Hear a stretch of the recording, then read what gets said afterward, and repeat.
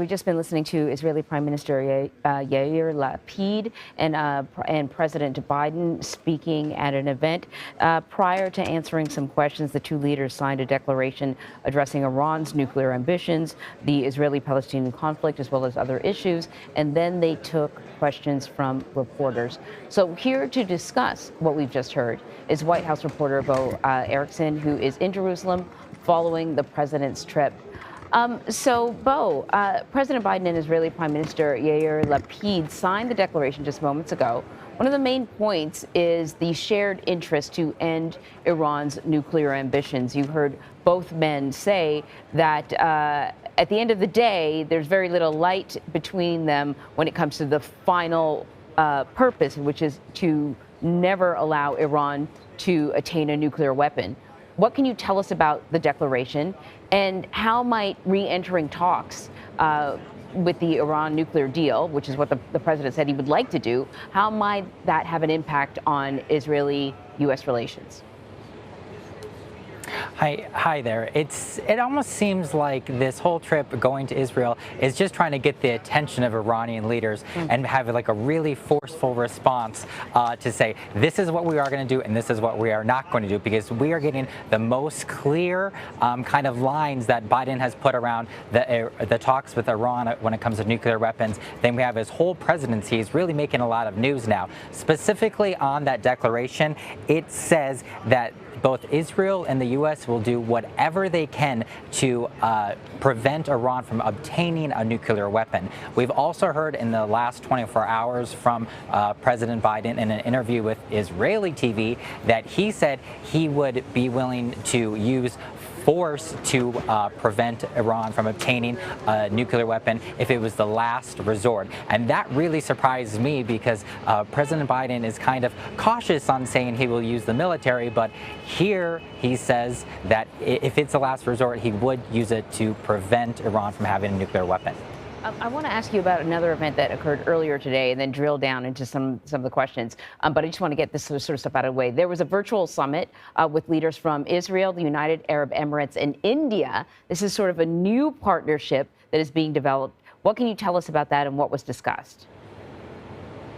Well, this specific group is also just trying to warm tensions with Israel and other nations as well, specifically India and the UAE. Specifically, this was about also kind of countering Iran, trying to have a more regional span, trying to have better allies as well.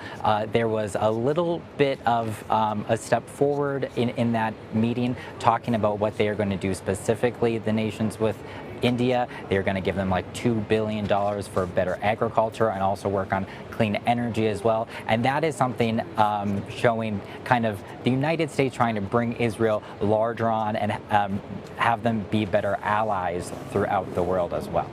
Bo, I want you to stand by because Ed O'Keefe is now all hooked up. Ed, I saw you in the room. I could see you in the background there when some of the reporters were standing up and talking. And I wanted to ask you about a question that the president was asked about. He is going to Jerusalem. He's going to meet with Palestinian leaders. He is not going to be accompanied by Israelis. And he was asked a question about that and about his take on Jerusalem and whether or not there have been any shifts or changes, I guess, between him and the previous administration. Can you just talk about the significance of the president going to Jerusalem alone? Well, he's going to East Jerusalem. That's what's so significant, Anne-Marie, and that was the question, is why are you going to East Jerusalem without an Israeli official when Israel considers Jerusalem to be the capital of Israel, as does the United States officially, as you heard the president say. This was a request that was made by the Israeli government that somebody accompany him to this visit. The president, the White House said no, he'll go on his own. I can tell you, having talked to people in the streets of Jerusalem who are Palestinian, they notice that. They see that as a point of pride, that the president is willing to come and meet with Mahmoud Abbas and other Palestinian officials in government and in civil society on his own. It is perhaps a more symbolic or subtle way to acknowledge that he still supports the two-state solution, or the idea that the Palestinian people and the Israelis can live alongside each other in peace, but in two separate countries. So that will happen on Friday, and it is perhaps the the way in which he will engage in that issue most directly by going to meet with the Palestinians. One thing we are anticipating is an announcement of a major donation from the United States to the Palestinians in terms of medical supplies or medical funding. He'll be visiting a hospital in East Jerusalem that is sort of the center of the Palestinian medical network. We had a conversation with a Palestinian member of parliament this week who said that that is among the issues of concern for the Palestinian people. But the bigger concern beyond finances or dealing with medical issues is freedom of movement and some clarification and finality to the issue that has plagued this region for so long. One of the things that the previous administration did do is sort of scale back on aid, and so the Biden administration seems to be renewing some of that support. But this trip, Ed, does not seem to be about the peace process and any discussions in that area. The focus is primarily on Iran, as Bo has been saying. I'm wondering if anything sort of stood out to you during the sort of question and answer session when they were asked about whether or not there were any differences between the two men when it comes to their approach to Iran. I think that the one thing, Anne-Marie, that stood out to me is he was asked there again towards the end about how long are you going to wait for Iran to either engage diplomatically, or at what point do you sort of back off? And he didn't give a direct answer. That answer, though, came a day after he told Israeli television that he sees military force as a last resort. So there's perhaps a little bit of conflict in those answers. Either way, this appearance today, with the document that the two leaders signed called the Jerusalem Declaration, says a lot of things. For one thing, it reaffirms or perhaps even bolsters Israel's opposition and concern for what's going on in Ukraine. They have been less than forceful in their denunciation of it and in their assistance to Ukraine, given that they have to deal with Russia in other ways, mostly with Syria, for example, to its north. But today in that document, reaffirming their concern and their opposition to what's going on. But what that document also says is that both countries will work together, and I want to quote this correctly, by using all elements of their national power, unquote, to stop Iran from developing a nuclear weapon. That would suggest military force if necessary. That's the kind of agreement the Israelis wanted, is something that explicit, that firm, done here in public, to demonstrate not only to the Israeli people, but to the region how seriously these two countries take that issue. It's something that they share concern with Saudi Arabia. And it's part of the reason why there's so much hope that a more formal diplomatic engagement and agreement may be in the works. Not this week, maybe not even this year, given the perilous political situation here in Israel, but certainly at some point in the near future. And you heard the Israeli Prime Minister say, we're ready. We're ready to engage Arab nations like Qatar, Kuwait, Jordan, Iraq, and Saudi Arabia, not only diplomatically, but in terms of economic interests as well, which is something we were told by an former Israeli government official this week. They know is why the Arab world is so interested in now talking to them, is they see a country that has developed over the last 50, 60 years, more than that, and has done so pretty successfully despite the isolation. It has an incredibly vibrant tech sector, a healthy economy, a well-educated, younger population, when Arab countries do not. And so, if only for that reason, and for the sake of political harmony in the region, the hope is in the coming years you're going to see more work between all those countries and Israel. And clearly, they're eager to have it. Before we get back to Bo, Ed, I just want to ask you one more question. You talked about sort of his vague response to resuming the Iran nuclear deal talks. He was also sort of vague when he was asked whether or not he would be bringing up human rights concerns with the Crown Prince of Saudi Arabia, right? He said he always does, but we have been talking about this. He had some very strong words as a candidate. He wanted to make Saudi Arabia a pariah state. Just looking at an article in the New York Times, and this headline really struck out to me. The headline was Biden's Saudi lesson: the only path runs through MBS. That the idea that he would be able to isolate MBS is turning out not to be true. I want to sort of get your take on his response to whether or not he would be bringing up human rights and sort of the delicate dance that he has to do right now.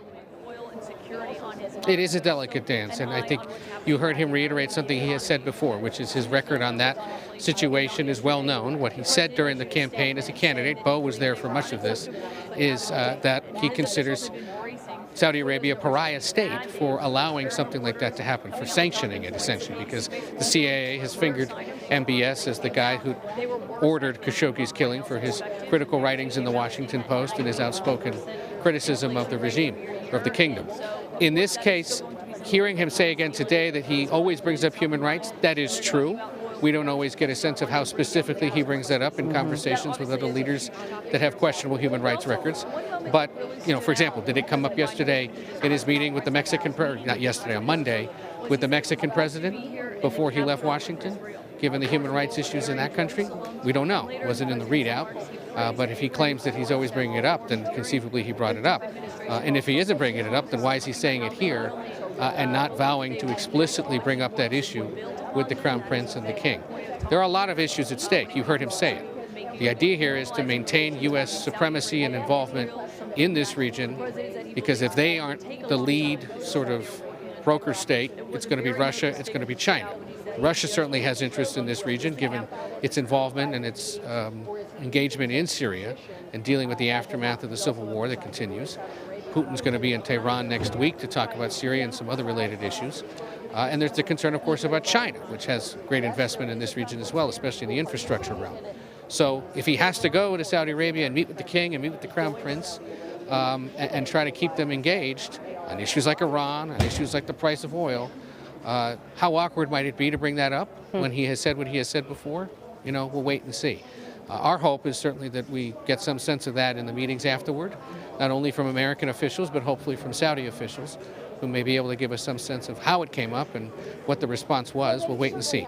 The president gets there Friday. He's going to meet with them, with the royal family, late Friday night, ahead of meetings with those other Gulf nations that the president referenced, primarily on Saturday as part of a big regional conference they're holding. As the White House has tried to frame this, he's merely stopping by a conference that Saudi Arabia is holding and will meet with Saudi leaders. He's not there to directly engage the Saudi leadership. Oh, that's very interesting. Ed, thank you very much. Bo, sort of final question has to do kind of the domestic audience. Here in Israel, we know the political landscape is in flux. There is no sort of peace talk conversation happening. The Iran nuclear deal, there's no actual clear deadline, though the president said that, he'd like to resume those talks. It certainly seems like there is a lot up in the air. And the president's approval rating is, not the best. I'm wondering what the overall messaging the administration is hoping the domestic audience here in the U.S., the messaging that Americans get from watching him on the world stage. Well, they're just trying to show that President Biden is using his long experience in foreign policy to maybe not, start completely brand new policies with these countries going into, but at least maybe try to get a good relationship going between him and this new caretaker prime minister here in Israel, or whether it's kind of that break the ice diplomacy that he's trying to do with Saudi Arabia as well. The White House was very, I think, clear to not try to put too much weight on this trip, because there is that fear that if President Biden comes back empty-handed, then it would look bad on a domestic level. I'm going along with all the other domestic issues that are happening right now. So I think it's more about kind of that first image element here. President Biden using his 10 visits to Israel and many trips to the Middle East to show that he is at least trying to engage with world leaders. Bo and Ed, thank you so much. I'm sure we'll be checking in on you as this trip continues, but thank you.